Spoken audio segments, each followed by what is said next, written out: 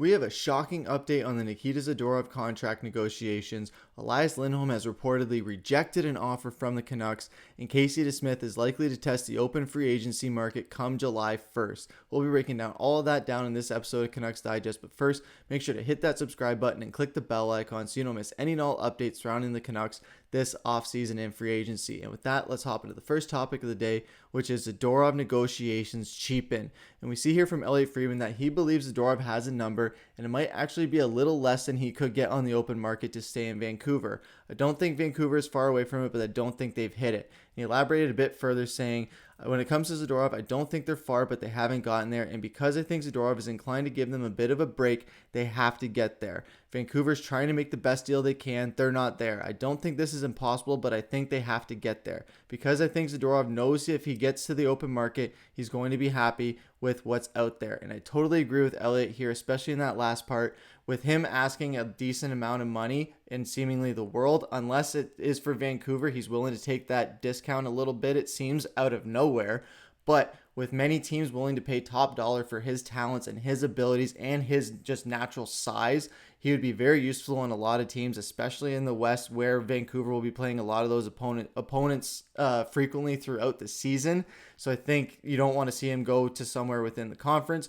But this news is pretty shocking, considering when just a day ago that there was no update on Zadorov whatsoever. There was no contract, no negotiations going on, nothing but radio silence, it seemed, since before the playoffs. And now out of nowhere, after hitting the links with JT Miller, it seems that Zadorov is willing to take a pay cut or just take a bit of a smaller discount to stay in Vancouver. We know that he loves it. His family loves it. And it's going to be interesting to see if he can stay in Vancouver. We've been wanting him to stay in Vancouver. We know the Canucks have had to do a lot to make this happen, or will have to do a lot to make this happen, especially with so many other free agents like we've talked about that they're going to have to bring back. Elias Lindholm we're going to touch on in a second.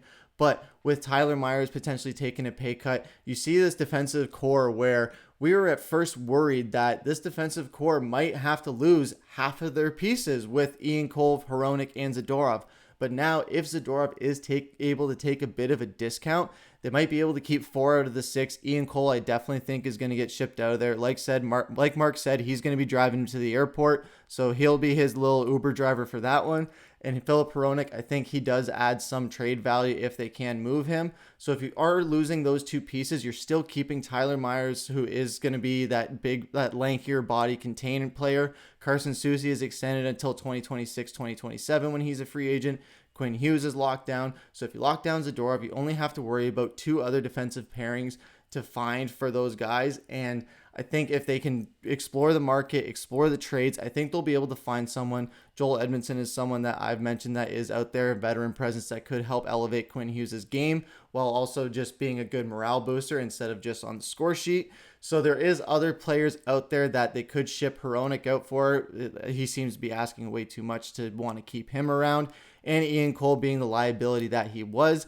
You ship him out, you bring in another defender that can add more to Vancouver rather than take away from Vancouver and cost them points. So it is reassuring to see that Vancouver is seemingly moving on from Ian Cole in that aspect. But with Zadorov, going back to the issue at hand, I think this is big, where initially we thought he was asking the world, Vancouver wasn't going to make it happen. Now out of nowhere, it seems that he might be willing to take a little less if it is for Vancouver. If it's any other team, he might ask for top dollar like he's been asking. But if it's with Vancouver, he might be able to make that work with Vancouver and with all the other free agents that they have. That would just be one massive box to check off, and that would be another one less problem to deal with amongst a bevy of other problems to deal with. And speaking of other problems, there's a big one where Lindholm has reportedly rejected an offer from the Canucks. And we see here that Elliotte Friedman did think that the Canucks are willing to go in the 7x7 range. I'm just not sure that it's going to get it done. And we saw later in the day that that's exactly what happened, apparently. Lindholm reportedly turning down both an 8x9 contract from the Flames and a 7x7 contract by the Canucks.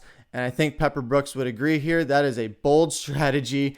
I don't know how it'll pay off. I think that is a very bold move by Lindholm, especially when just the other day he was on the ice practicing with power play, the power play unit and power play coaches to try and beef up their power play unit and beef up their game. And when we look at the power play unit, it definitely needs that. It needs that life. And it honestly, it does need Elias Lindholm. He was the only sign of life in that power play in the postseason and later on in the season, it seemed.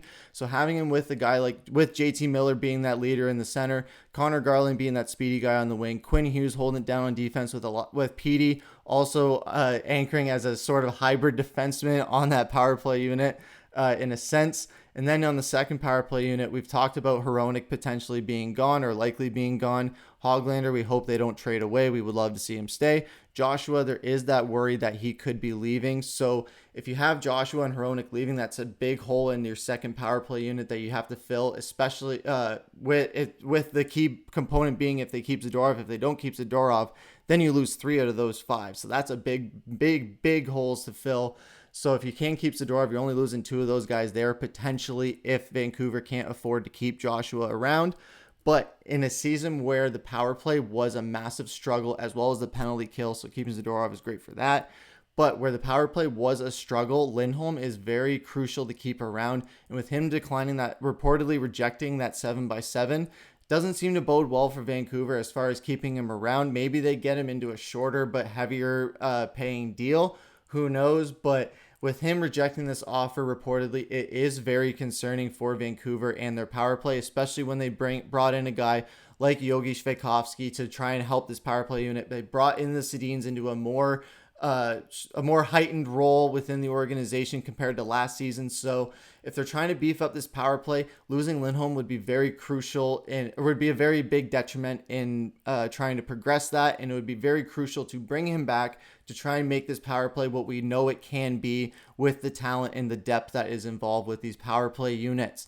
But another free agent that is going to be testing the market, it seems, is Casey DeSmith, where he was seen here that Dhaliwal was saying that he's hearing more and more that it's going to be Demko and Shilovs.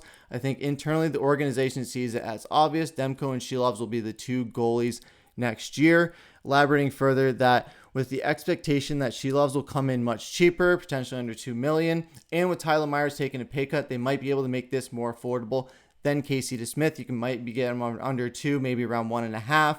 And with DeSmith being a veteran backup, he does show a lot of potential for these teams to be someone who can hold it down between the pipes when they have a more consistent starting goalie that isn't going to be hurt most of the time.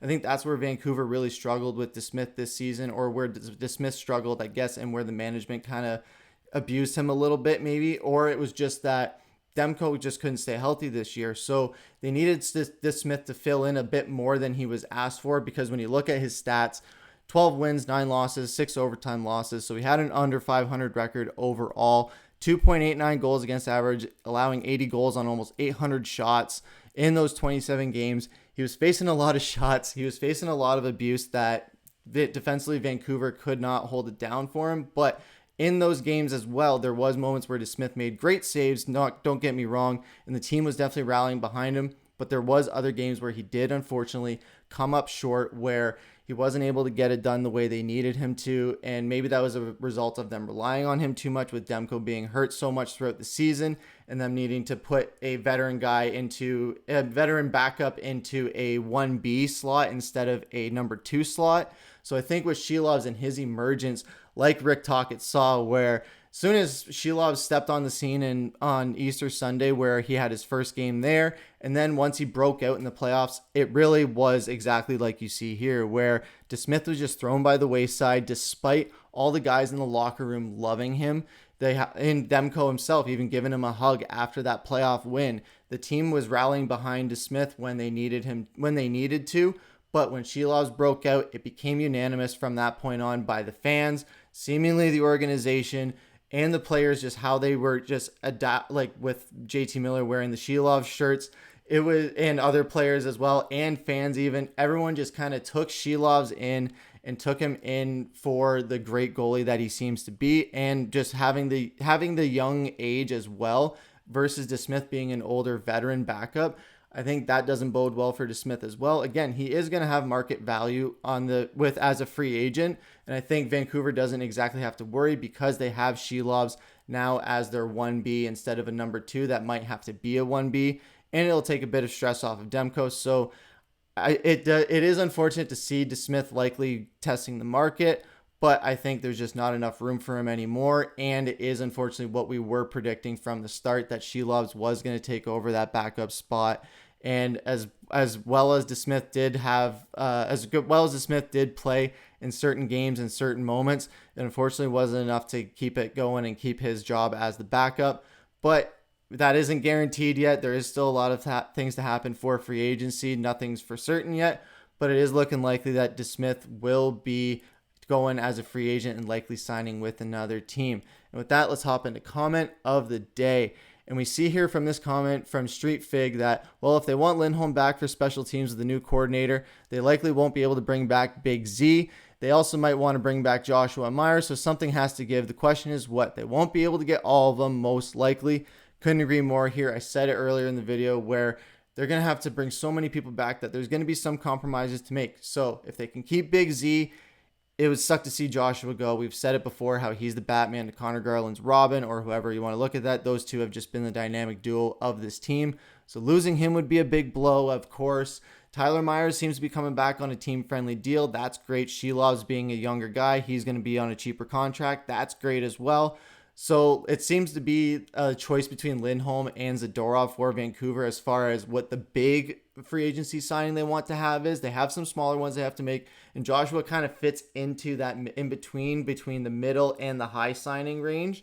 So it is going to be tough if they take if they take Zadorov or Lindholm. It seems like if they take Zadorov, they have a chance at keeping Joshua, but if they fold forward Lindholm with his asking price being higher than 7x7, I don't know how they're going to be able to keep Joshua, but it's going to be interesting to see how it all falls down. I can't wait to see how it all falls down, as stressful as it's going to be. It's still going to be fun to cover. We can't wait to bring you guys more amazing Canucks content. That's going to do it for this episode. We'll see you on the next episode. Take care.